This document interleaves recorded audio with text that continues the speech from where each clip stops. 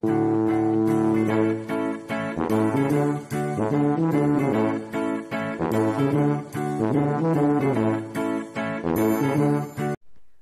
welcome to my YouTube channel. Balik lagi sama aku Ragil Puspita. Sesuai dengan janji aku waktu itu, aku kan pernah janji kalau aku bakalan bikin video lanjutan tentang prospek kerja S1 bidang. Sekalian aku jawab pertanyaan dari Juwita Sari. Dia tanya, peluang kerjanya gimana kak? Gitu. Nah, itu aku bakal balas di video ini. Sebenarnya aku nggak mau bahas tentang prospek kerja yang khusus S1 bidan, bukan, tapi aku bakalan bahas prospek kerja bidan. Jadi nggak cuma S1 aja, dari D3, D4, S1 ataupun S2. Ini aku mau bahas dulu, kalau kalian belum tahu, jadi gelar akademik bidan itu kan ada banyak. Kalau jenjang D3 itu kalian lulus bakal dapat gelar AMD titik Cup. Kalau D4 itu ada dua. Kalau kalian kuliahnya yang zaman dulu itu dia gelarnya SST, Sarjana Sentrapan. Kalau yang sekarang D4-nya itu gelarnya adalah STR Cup. Terus kalau S1 dia gelarnya S-Cup BD, dan kalau S2 adalah M-Cup. Ngomongin prospek kerja, jadi kalau kalian lulus bidan itu kalian bisa jadi apa aja sih gitu kan. Yang pertama, pastinya kalian bisa jadi bidan. Nah, bidan itu luas ya, bisa kerja di rumah sakit, bisa di puskesmas, bisa praktek mandiri atau di rumah-rumah bersalin. Selain jadi bidan, kalian juga bisa kerja di dinas kesehatan. Jadi di dinas kesehatan itu kan ada berbagai macam bidang. Nah, kalian bisa juga ditempatkan di situ, bisa di bidang misalnya keluarga berencana atau di bagian pelayanannya atau yang lainnya. Karena dia programnya Dinkes kan banyak ya, termasuk tentang ibu dan anak, itu pastinya di situ bakal butuh bidan. Baik, kalau setahu aku sih bidan yang dipakai di Dinkes itu kalau nggak D4 ya S1. Selain itu kalian bisa juga masuk di BPJS Kesehatan. Jadi BPJS itu bisa aja dia rekrutmen karyawan itu nyari S1 Kesehatan. Nah, jadi di situ S1 bidan bisa masuk. Karena kan kalau S1 kesehatan tuh apa aja ya, bisa dari kesehatan masyarakat, perawat, bidan, atau yang lainnya. Yang keempat, kalian bisa jadi terapis. Nah, kalau terapis ini kan biasanya di kayak klinik kecantikan gitu, itu kadang dia butuh juga tenaga kesehatan, bisa perawat, bisa bidan. Tapi yang dicari itu kebanyakan adalah D3-nya. Di klinik kecantikan itu kalian mungkin bisa melakukan kayak injeksi gitu, atau yang kelima, kalian bisa jadi dosen pengajar ya. Sampai sekarang di tahun 2020 ini masih ada S1 bidan yang ngajar di kayak stikes atau poltekkes swasta yang D3 gitu. Kita masih bisa ngajar di situ, walaupun nanti pasti harus disuruh upgrade ke S2 bidan untuk jadi dosen. Yang jelas setahu aku sekarang dosen D4 itu udah harus melanjutkan pendidikannya ke S2. Jadi tidak menutup kemungkinan nantinya S1 nggak bakalan bisa ngajar D3 lagi dan harus menyesuaikan jenjang pendidikannya ke S2. Yang keenam, kalian bisa jadi pengusaha. Pengusaha ini jelas yang berhubungan sama bidan ya. Jadi misalnya kalian kayak buka pelatihan baby spa, banyak tuh bidan-bidan yang buka usaha baby spa, terus senam hamil, Ini aku ceritain berdasarkan pengalaman dari kakak tingkat aku, terus dari teman-teman aku dan pengalamannya aku sendiri. Karena kan sekarang 2020 ini udah gak bisa dipungkiri bahwa sudah banyak banget lulusan bidan baik D3, D4, S1 maupun S2 itu sudah sangat menumpuk di Indonesia ini. Jadi harus pinter-pinternya kita mencari peluang untuk mencari pekerjaan. Contohnya aja nih ya, kalian pasti juga pernah baca gitu ya, bidan tidak bekerja sebagai bidan gitu. Jadi mereka kayak out of the box gitu, keluar dari zona nyaman mereka. Bukan keluar dari zona nyaman, jadi sebenarnya mereka karena memang sudah tidak ada peluang lagi. Aku pernah baca artikel yang sebenarnya ini salah ya. Jadi ada seorang bidan itu yang membuka praktek pemasangan gigi, baik pemasangan gigi palsu, pemasangan kawat gigi dan lain-lain yang sebenarnya itu bukan kompetensi dia. Walaupun mungkin dia sudah melakukan pelatihan atau apa, tapi menurut aku itu sangat salah sekali dan bisa mengakibatkan kesalahan dalam tindakan medis. Itu kan bisa sangat membahayakan kesehatan orang lain. Jadi jangan sampailah kalian kayak gitu. Di artikel yang lain juga ini ngomongin tentang buka usaha. Setelah kalian lulus bidan, kalian buka usaha. Ada juga aku waktu itu baca ada lulusan bidan yang penghasilannya sampai miliaran rupiah karena dia buka usaha klinik kecantikan.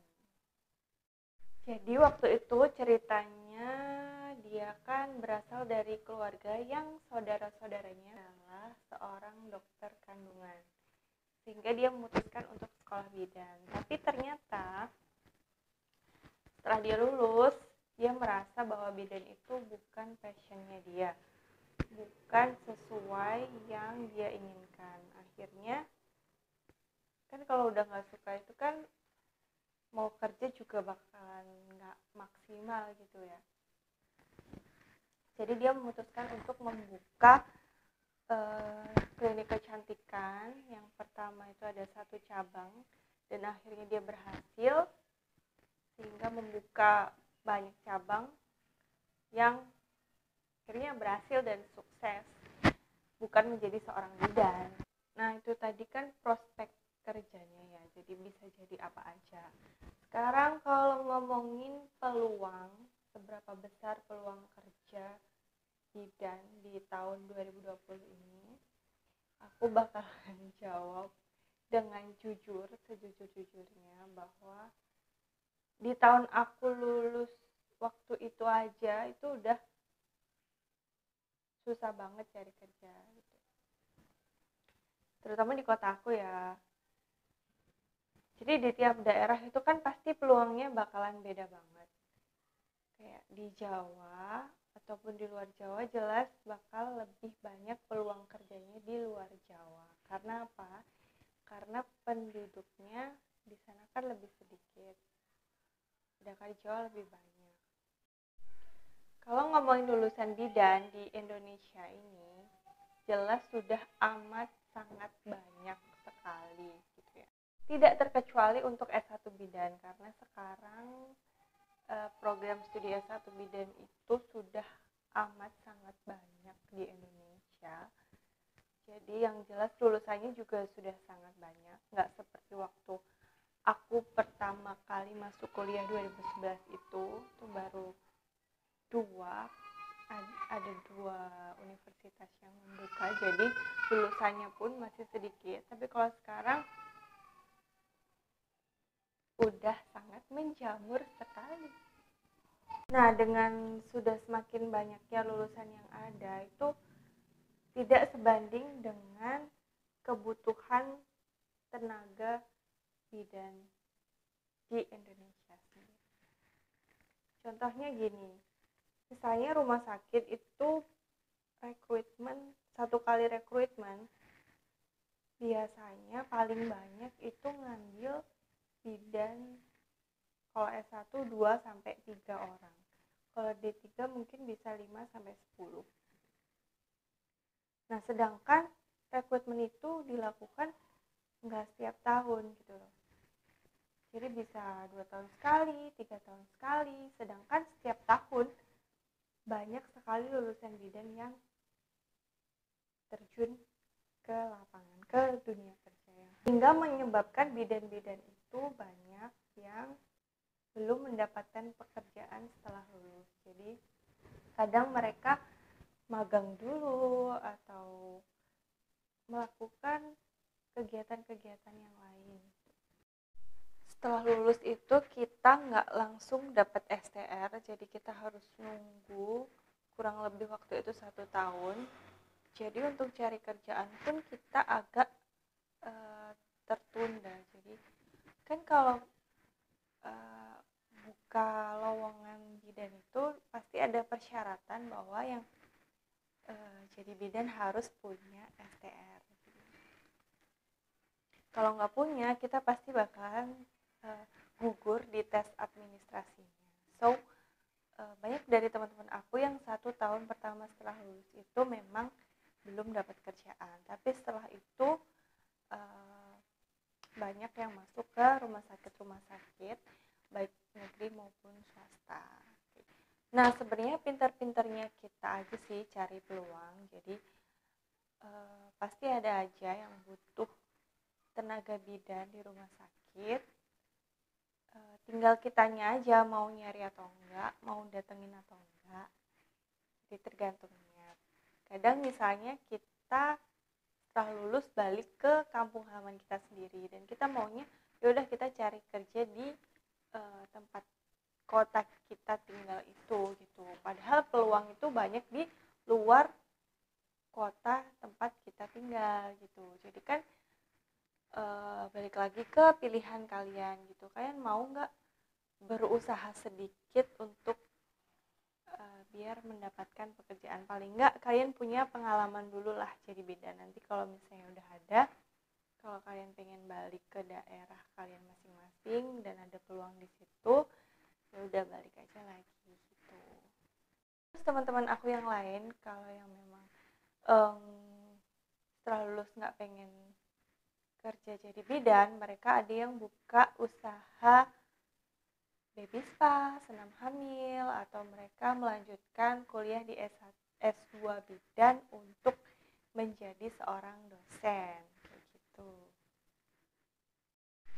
So, ini pesan untuk kalian yang misalnya belum kuliah dan akan memilih jurusan untuk kuliah.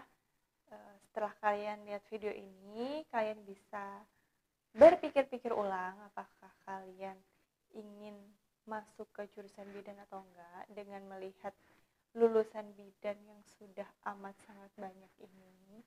Kalau memang kalian tetap mau, ya nggak masalah gitu loh. Kalau kalian tetap memang pengen punya keinginan untuk jadi bidan, itu nggak apa-apa, nggak masalah. Karena aku selalu dengar dari dosen aku bahwa bidan ini adalah pekerjaan yang sangat mulia karena kita kan menolong 2 nyawa, jadi nyawa ibu sama nyawa bayi itu sangat pahalanya besar banget kalau kalian ikhlas gitu.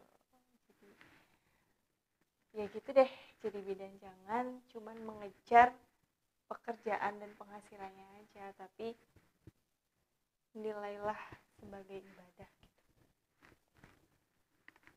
Terus buat kalian yang misalnya udah lanjut lulus bidan sampai sekarang dan belum dapat pekerjaan, kalian jangan pantang menyerah gitu. Banyak sekali peluang-peluang pekerjaan yang lain yang bisa kalian lakukan. Selagi kalian niat dan tetap berusaha semangat. Oke, jadi sekian dulu penjelasan dari aku. Kalau misalnya kalian ada pertanyaan lagi, bisa kalian komen di bawah. Nanti aku bakalan jawab. Semoga Semoga video ini bermanfaat. Jangan lupa klik like, subscribe, dan share ke seluruh sosial media yang kalian punya. Thank you. Bye-bye.